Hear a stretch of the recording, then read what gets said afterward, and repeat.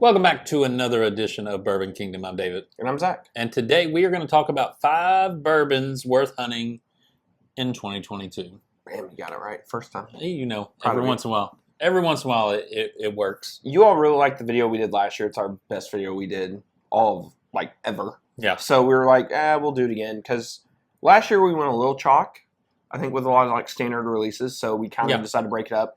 Not all of these we've had yet, because some of them either just released or haven't came out yet. Right. But we just feel like they're worth the hunt. They're worth going. If you're going to go wait in line, if you're going to say, I'm going to spend a little bit extra money on this bottle, these are the bottles that we feel like are worth hunting for and going after. Yeah. And some of these price ranges are going to vary a little bit. Yeah, they definitely will vary. So, like the first one. So, this is...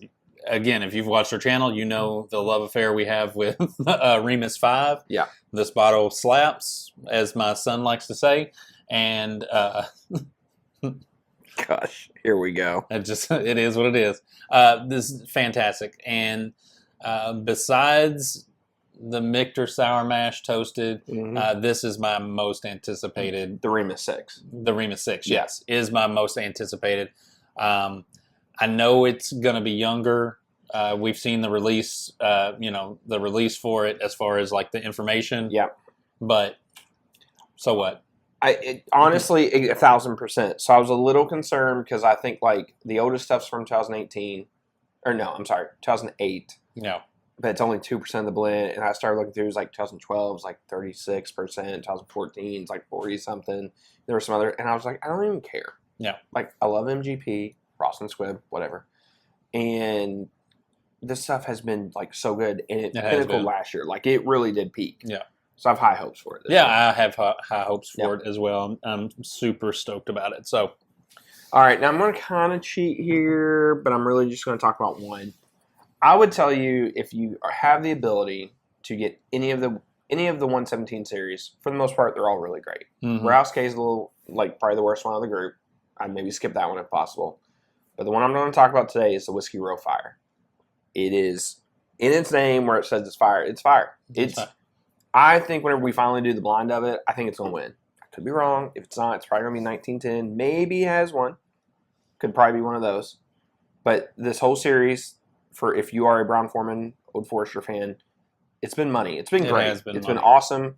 Yes, you can only get them at the distillery unless you're kind of local and they put a very small amount out to stores. But if you're gonna go spend some money, normally you can find these at higher prices, between $200 to $300. Yeah, and they're worth it. They're really, really great. It's unique. There's a decent amount of them out there, more than what you kind of think. Yes. So if you're ever in Kentucky and you get to do a tour, every once in a while they pop up on the tour as well. Yeah, that's true. If you're from out of town, trick. Make sure you point out that you're from out of town. Make sure they know that your driver's license says something other than Kentucky or Indiana or Louisville. If you look and it says that your address is in there, you're out of luck. So, again, here I'm going to put this out here. I think I've drank half of this bottle. No. Easily 85%. 85% of this bottle I've drank while we've been doing videos and stuff.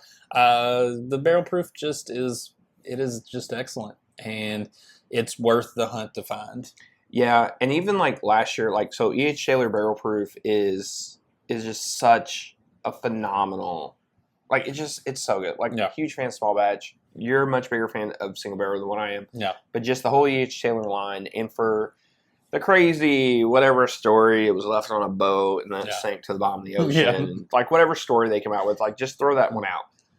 This is normally one of the best releases, honestly, or it's year in, year out. Last year we thought it was so much better than we blinded it, and it just kind of kept losing, kept going down. Yeah, but even that, it's not bad. No, still really good. Still good. I'm waiting for the Egyptian pyramid bottle to come out, so we'll see how that goes. Yeah, fair enough. All right. So this is probably the hardest bottle to find, but for me, it would be an act of love to go and hunt this bottle, which we may do. Well, if it happens at the right time. That's true. So I want to make sure I'm saying this right. The A. Smith Bowman Cast Strength.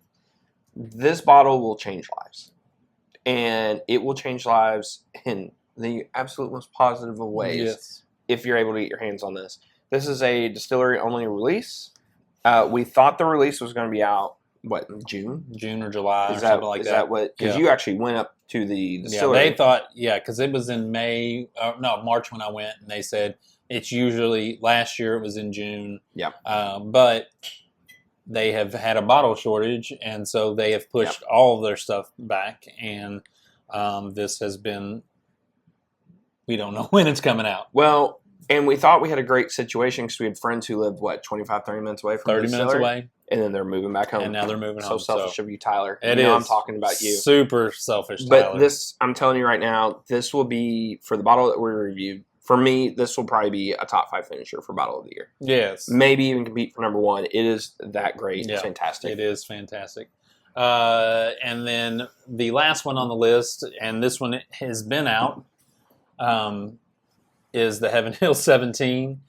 It is oaky in all the right ways. It is right. It is easily 1 for me right now.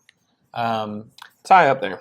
It's 1, and then another one slightly below it, I think. But I'd like to blind them together just to see which one I actually like more. Yeah. But this, if you can find it, it's worth the price to buy it. It's worth the hunting, the camping out for. It is. Yeah.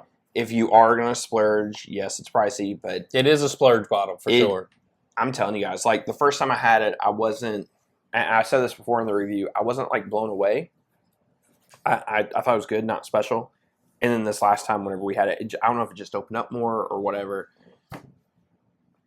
Man, like so good, so good. The first time I had it, it was so good. So the bottle must have been open long enough when I drank it. So just a special bottle, and I definitely think it's going to be this and the A. Smith will be in the Bourbon of the Year. It'll definitely compete, chase. So for sure. Should be fun at the end of the year doing that. We'll have a few fights here and there about it. So it's like the best part of doing the channel. Yeah, you might be right. So. But leave in your comments below on what you're hunting, if we got any of this right, some of it wrong, what you think we should have added, all that kind of fun stuff, and hit that notification, subscribe button. Yep. And, tune in till the next time. Yep. We'll see you. See you. That was so awkward how you did that at the end. It was kind of awkward.